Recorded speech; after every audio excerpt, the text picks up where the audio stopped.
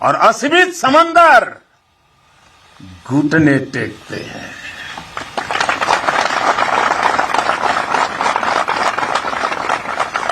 कारगिल का कुरुक्षेत्र भारतीय सेना के इस पराक्रम का बुलंद गवाह बन चुका है। ये द्रास, ये बटालेक और ये टाइगर हिल ये गवाह हैं कि पहाड़ों की ऊंचाइयों पर बैठा दुश्मन भी भारतीय सेना के गगनचुंबी साहस और शौर्य के आगे कैसे बोना बन जाता है।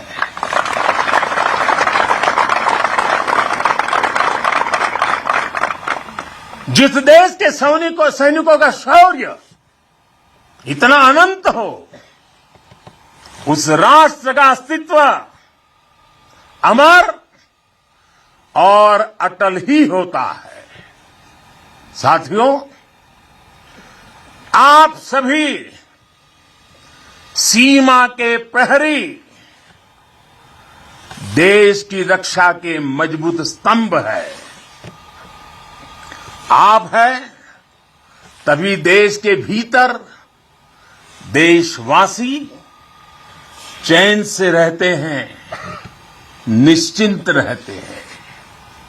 लेकिन ये हर भारतवासी के लिए खुशी की बात है कि देश के सुरक्षा कवच को संपूर्णता देने के लिए हर भारतवासी पूरी शक्ति लगा रहा है।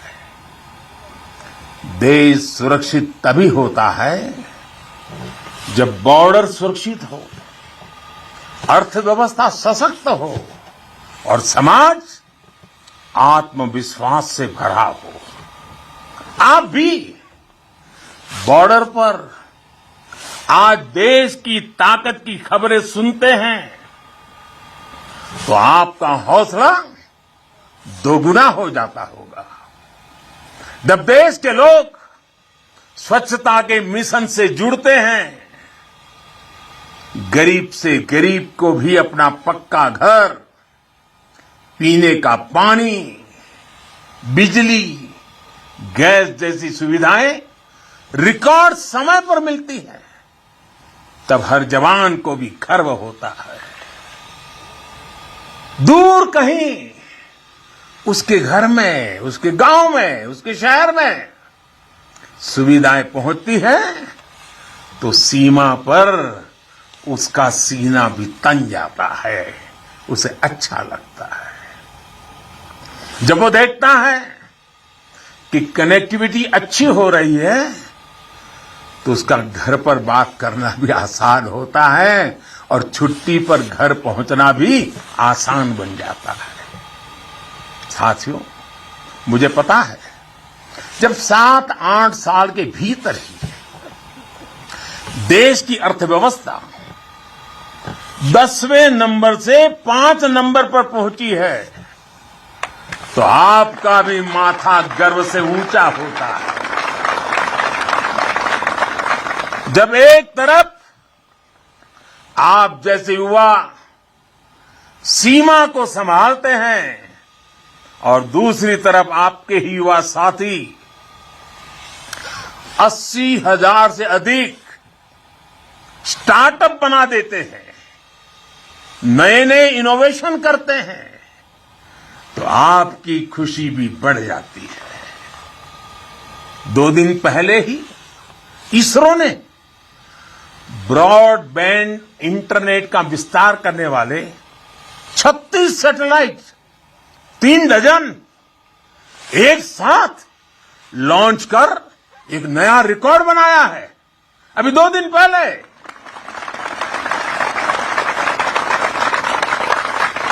अंतरिक्ष में भारत जब अपना सिक्का जमाता है तो कौन मेरा वीर जवान होगा जिसकी छाती चौड़ी न होती हो। कुछ महीने पहले जब यूक्रेन में लड़ाई छिड़ी तो हमारा प्यारा तिरंगा कैसे वहां फंसे भारतीयों का सुरक्षा कवच बना, ये हम सभी ने देखा। दुनिया में आज जिस प्रकार भारत का मान बढ़ा है, सम्मान बढ़ा है, विश्व पटल पर बढ़ती भारत की भूमिका आज सबके सामने है। साथियों, आज ये सब कुछ इसलिए हो पा रहा है क्योंकि भारत अपने बाहरी और भीतरी दोनों दुश्मनों के विरुद्ध सफलता के साथ मोर्चा ले रहा है।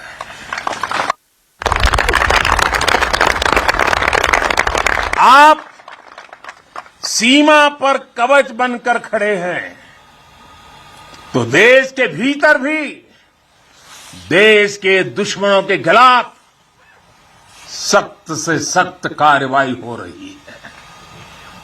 आतंकवाद की, नक्सलवाद की, अतिवाद की जो भी जड़ें बीते दशकों में पनपी थी,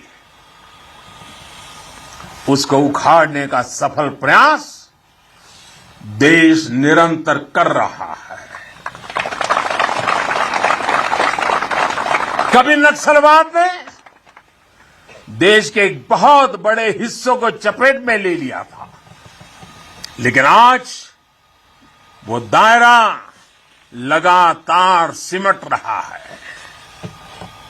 आज देश भ्रष्टाचार के खिलाफ भी निर्णायक युद्ध लड़ रहा है।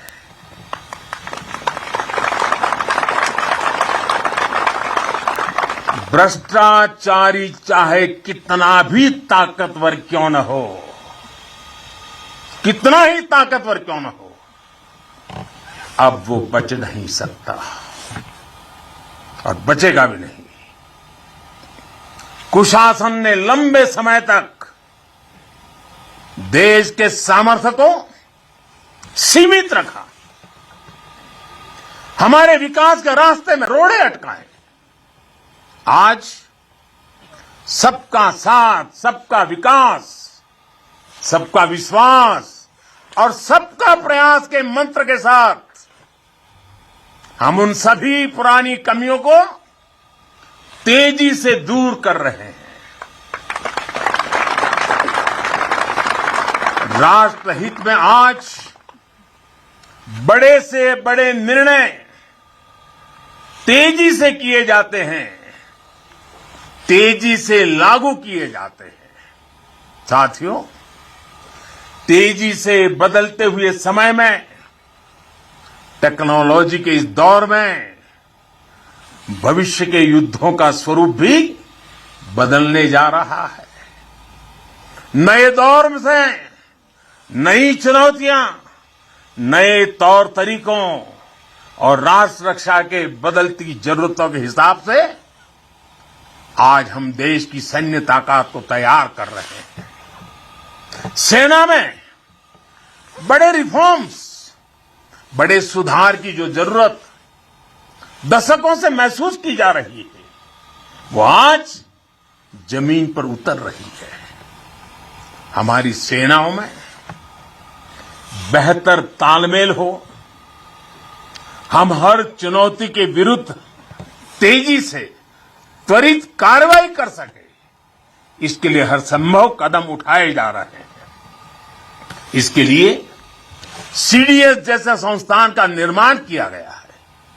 सीमा पर आधुनिक इंफ्रास्ट्रक्चर का नेटवर्क तैयार किया जा रहा है ताकि आप जैसे हमारे साथियों को अपना कर्तव्य निभाने में अधिक सुविधा हो। आज देश में अनेक सैनिक स्कूल खोले जा रहे हैं। सैनिक स्कूलों में सैन्य ट्रेनिंग संस्थानों को बेटियों के लिए खोल दिया गया है और मुझे गर्व है, मैं बहुत सारी बेटियों को मेरे साथ में देख रहा हूं।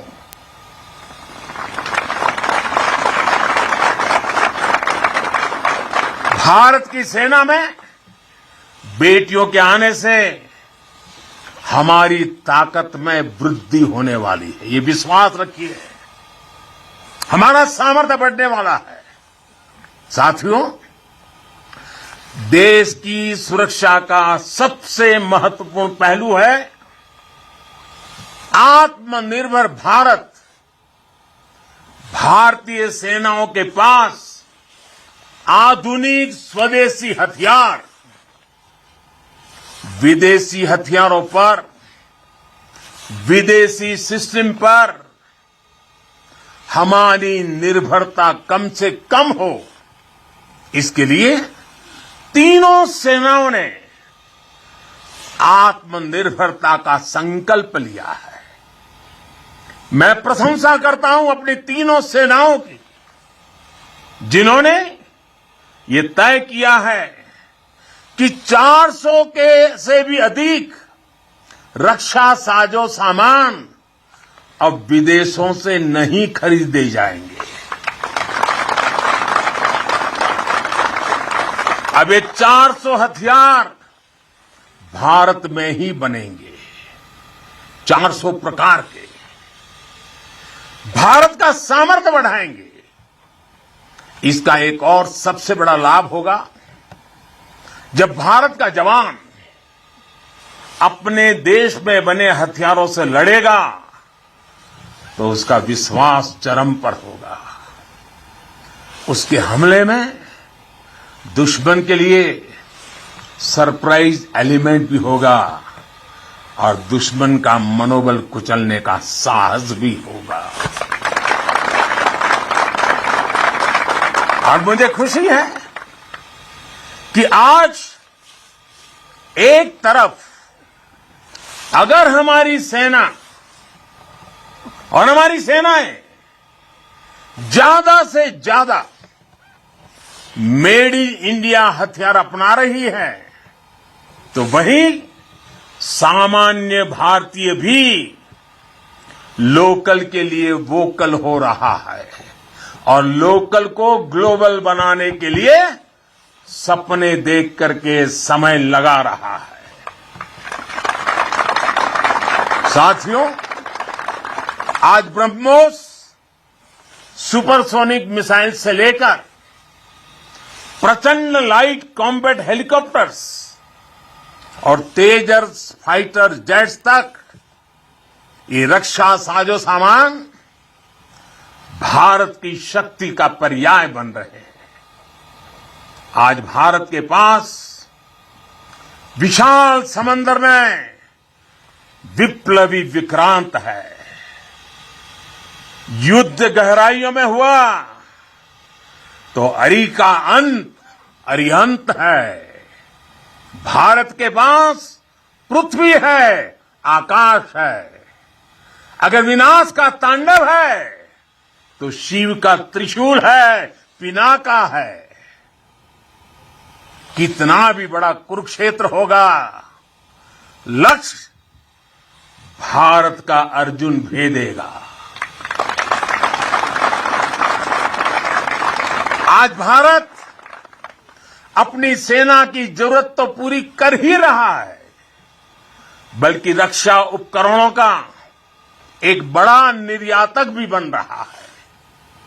आज भारत अपने मिसाइल डिफेंस सिस्टम को सशक्त कर रहा है, वहीं दूसरी तरफ ड्रोन जैसी आधुनिक और प्रभावी तकनीक पर भी तेजी से काम कर रहा है। भाई और बहनों, हम उस परंपरा को मानने वाले हैं जहां हमने युद्ध को कभी पहला विकल्प नहीं माना है। हमने हमेशा, यह हमारा वीरता का भी कारण है, हमारे संस्कार का भी कारण है कि हमने युद्ध को हमेशा अंतिम विकल्प माना है। युद्ध लंका में हुआ हो या फिर कुरुक्षेत्र में, अंत तक उसको टालने की हर संभव कोशिश हुई है। इसलिए हम विश्व शांति के पक्षधर हैं। हम युद्ध के विरोधी हैं, लेकिन शांति भी बिना सामर्थ्य के संभव नहीं होती।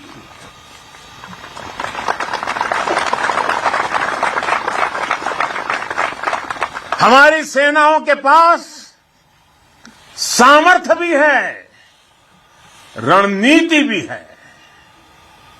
अगर कोई हमारी तरफ नजर उठाकर देखेगा तो हमारी तीनों सेनाएं दुश्मन को उसी की भाषा में मुंहतोड़ जवाब देना भी जानती है।